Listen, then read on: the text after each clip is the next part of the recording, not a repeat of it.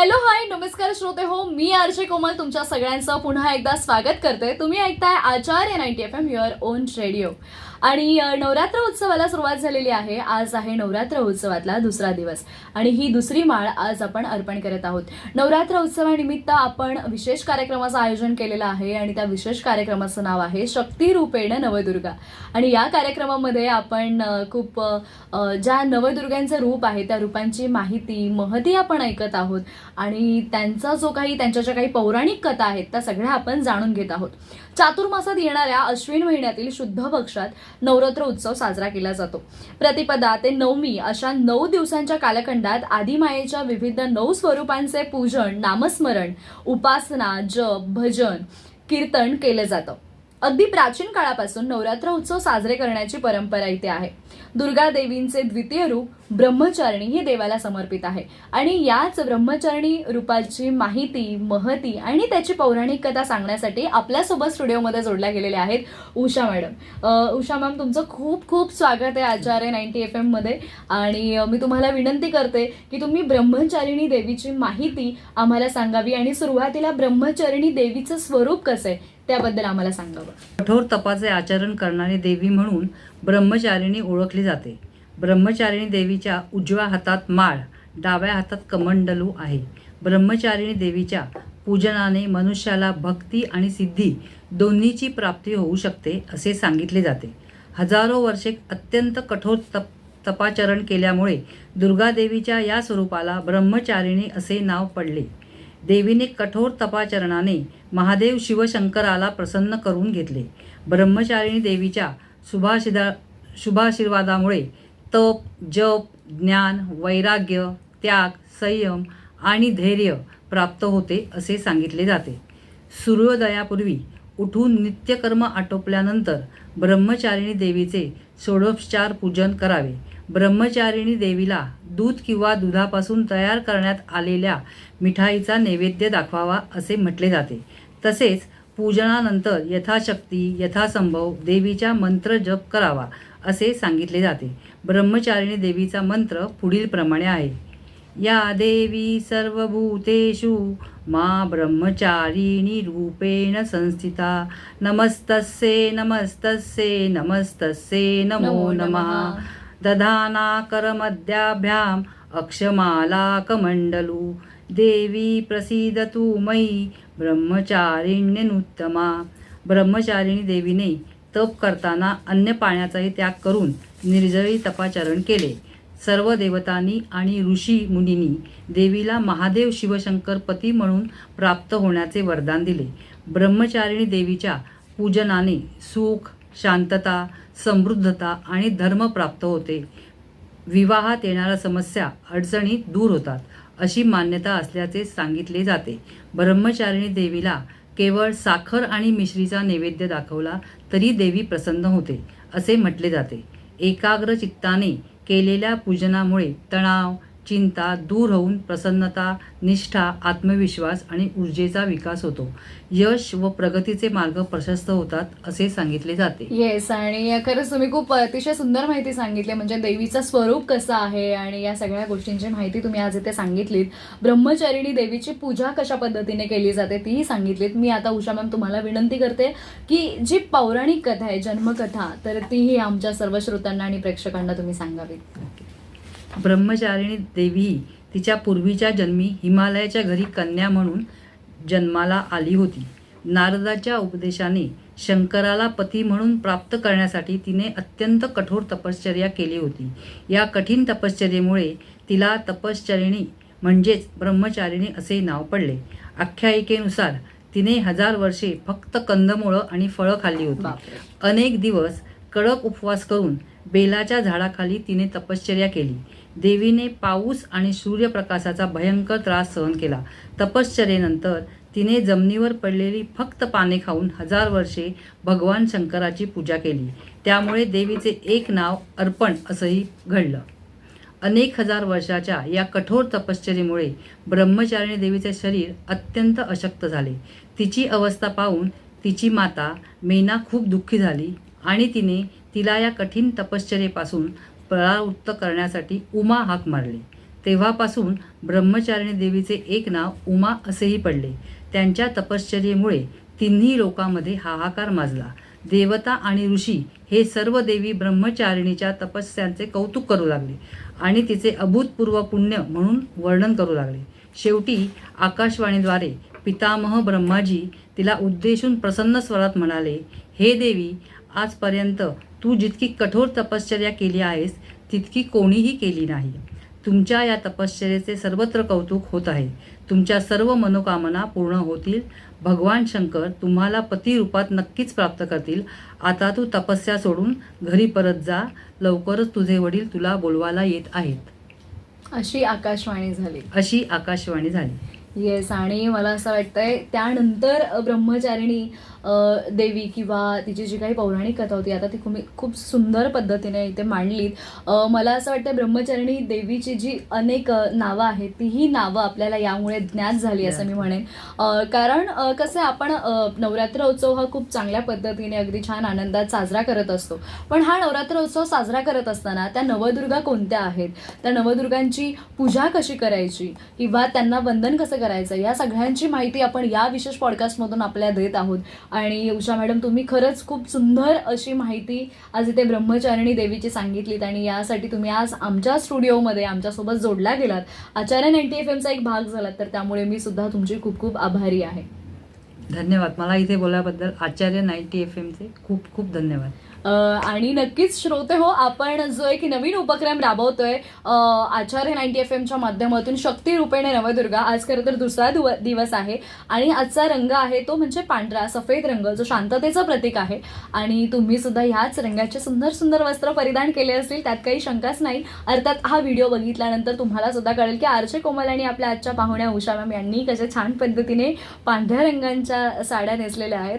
अर्थात हे 9 दिवस 9 रंग आणि सगळीकडे अगदी सुंदर असा माहोल तयार झालेला असतो. आणि या सगळ्या गोष्टींमध्ये तुम्ही हा कार्यक्रम तर एन्जॉय कराच, पण त्याचबरोबर तुम्ही नवरात्र असतात, जागरण विविध ठिकाणी होत असतात, गरबा होत असतात, दांडिया होत असतात, त्याचा सुद्धा आनंद घ्या. आणि सोबत आम्ही जे काही माहिती तुम्हाला पुरवतोय ती सुद्धा ऐका. आणि तुम्हाला ही माहिती कशी वाटते या प्रतिक्रिया सुद्धा आम्हाला कळवायला विसरू नका. त्यासाठी आमचा संपर्क क्रमांक आहे 9167993399. आणि या सेगमेंटमध्ये आरचे कोमल इथेच एक छोटासा गाण्यांचा ब्रेक घेते. तुम्ही मात्र कुठेही जाऊ नका. या नवरात्रामध्ये अतिशय सुंदर आणि खूप चांगले आगळे वेगळे करमणुकीचे कार्यक्रम आम्ही तुमच्यासाठी घेऊन आलेलो आहोत. तर त्यासाठी स्टे ट्यून आणि ऐकत रहा आचार्य 90 FM your on radio. Thank you. नमस्कार श्रोते हो, आपल्या आचार्य 90 FMच्या या आपल्या स्टुडिओमध्ये आपण या नवरात्र विशेष कार्यक्रमाचं आयोजन केलेलं आहे. आणि या नवरात्र विशेष कार्यक्रमामध्ये आपण शक्ती रूपेण नवदुर्गा यामध्ये आपण ज्या प्रत्येक दिवशी म्हणजे अर्थात नवरात्रीचे जे 9 दिवस असतात त्या 9 दिवसांमध्ये प्रत्येक देवीचं जे काही महात्म्य आहे किंवा त्याच्यामागे ज्या काही पौराणिक कथा आहेत याचा आपण माहिती आणि ह्या सगळ्या गोष्टी जाणून घेतलेल्या आहेत. आणि प्रत्येक कथेच्या शेवटी आपण एक जोगवा घेणार आहोत आणि हा जोगवा आपल्यासमोर सादर करणार आहेत आपल्या सुंदर आवाजामध्ये राजश्री वटे मॅडम. खरं तर जोगवा ही देवीच्या उपासनेतील एक संकल्पना आहे. जोगवा मागणे म्हणजे भिक्षा मागणे अथवा कृपाप्रसाद मागणे. देवीचा म्हणजे अंबा, भवानी, रेणुका आदी शक्ती देवतांपुढे पदर पसरून कृपाप्रसाद मागितला जातो. जोगते व जोगतीन या प्रथेतील लोकसंस्कृतीचे उपासक मानले जातात. तर याच जोगव्याबद्दल काही अजून माहिती आपण राजश्री मॅडम यांच्याकडून घेणार आहोत. आणि प्रत्येक कार्यक्रमाच्या शेवटी एक जोगवा आपण त्यांचा ऐकणार आहोत. तर मी आता राजश्री मॅडम तुमच्याकडे वळते. नवरात्र उत्सवाच्या खरं तर तुम्हाला खूप खूप शुभेच्छा. मी अशा म्हणजे मला कल्पना आहेच की नवरात्र उत्सव सुरू आहे आणि तुम्ही अतिशय कामामध्ये व्यस्त असणार आणि या सगळ्या गोष्टींमध्ये सुद्धा तुम्ही आज आमच्या स्टुडिओमध्ये इथे आहात आणि छान तुमच्या सुंदर आवाजातला जोगवा आम्हाला ऐकायला मिळणार आहे. त्यामुळे मी खरंच तुमची खूप आभारी आहे. तुम्ही अगदी वेळात वेळ काढून आमच्या स्टुडिओमध्ये इथे आलेला आहात. धन्यवाद कोमल. आता आजच्या कार्यक्रमाला आपण सुरुवात करूया. नवरात्राची चाहूल लागते. पितृपक्ष संपल्यावर गृहिणींना वेध लागतात नवरात्राचे. थंडीची हलकी चाहूल लागते. वातावरण प्रसन्नता जाणवते. शेवंती केवडा बहरात येतो. कुंकवाच्या पावलांनी देवी दारापर्यंत येऊन उभी ठाकलेली. तिच्या स्वागताला घरची लक्ष्मी घराचे सडा संमार्जन करून दारी तोरण अंगण रांगोळीने सुशोभित करते. देव देव्हाऱ्याला नाहू माखू घालते. घटस्थापनेची तयारी करते. दिवा घासून पुसून चकचकीत करून तेलवात तयार करते. 9 दिवस पुरेल असं. आतुरतेनं वाट पाहत असते घरची लक्ष्मी उंबरठ्यावरून प्रवेश करणाऱ्या देवीची. कोणत्या रूपात येईल आज, किती रूपं तिची, डोळ्यात साठवून घ्यावी इतकी. आणि देवीला एक कृपाप्रसाद मागितला जातो नवरात्राच्या दिवसांमध्ये. त्याला जोगवा म्हणतात, गोंधळही म्हणतात. प्रत्येक भागात त्याची वेगवेगळी नावं आहे, पण त्याचा शेवटी अर्थ आहे भक्तिपूर्ण देवीची आराधना करणं आणि देवीकडून आशीर्वाद घ्यायचा, कृपाप्रसाद मागायचा. जोगवा ही देवीच्या उपासनेतील एक संकल्पना आहे. जोगवा मागणे म्हणजे भिक्षा मागणे अथवा कृपाप्रसाद मागणे. देवीच्या म्हणजे शक्तिदेवतांपुढे पदर पसरून कृपाप्रसाद मागितला जातो, त्याला जोगवा म्हणतात. आणि गोंधळी पण त्यांच्या एक विशिष्ट प्रकारचं वाद्य असतं. ते वाद्य वाजवून आणि जो गोंधळ घालतात त्याला गोंधळ घालणेच असं म्हणतात. तर ते इतकं अगदी म्हणजे मनापासून आतून जो येतो त्याला गोंधळ म्हणजे त्यांना आपण ऐकावं त्यांचं गोंधळ, तेव्हा खरं रोम आपला शहारून जातो. त्या देवीच्या दर्शनासाठी आतुरता वाटते आणि साक्षात देवी तिथे आल्याचा तो भास होतो. अगदी अगदी अगदी खरं आहे कोमल. आणि हे सगळं त्या भक्तिमय वातावरणात साजरं केलं जातं नवरात्र. येस. आणि खरंच मला असं वाटतं आज तुम्ही जोगव्याबद्दलही माहिती सांगताय. मला असं वाटतंय की एखाद्या रेडिओ स्टेशनवरती अशा सगळ्या गोष्टींची माहिती आपण देतोय आणि या सगळ्या उपक्रमांमध्ये तुम्ही सगळ्या महिला आमच्यासोबत जोडल्या जात आहेत.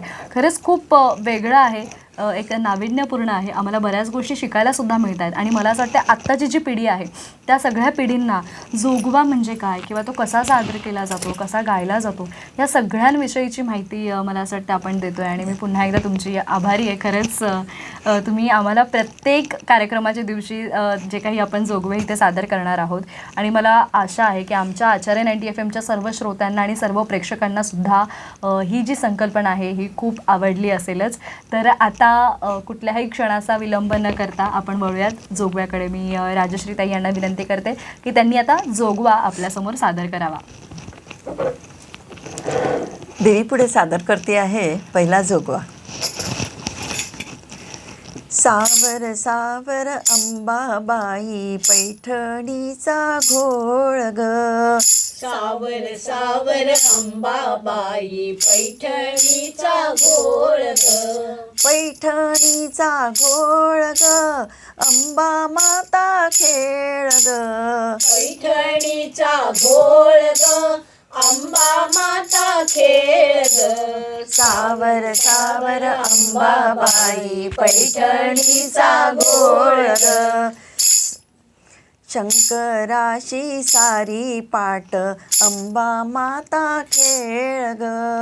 शंकराशी सारी पाठ अंबा माता खेळ ग. जिंकोनिया डाव तू करी शिवावर मात ग. जिंकोनिया डाव तू करी शिवावर मात ग. सावर सावर अंबाबाई पैठणीचा घोळ ग.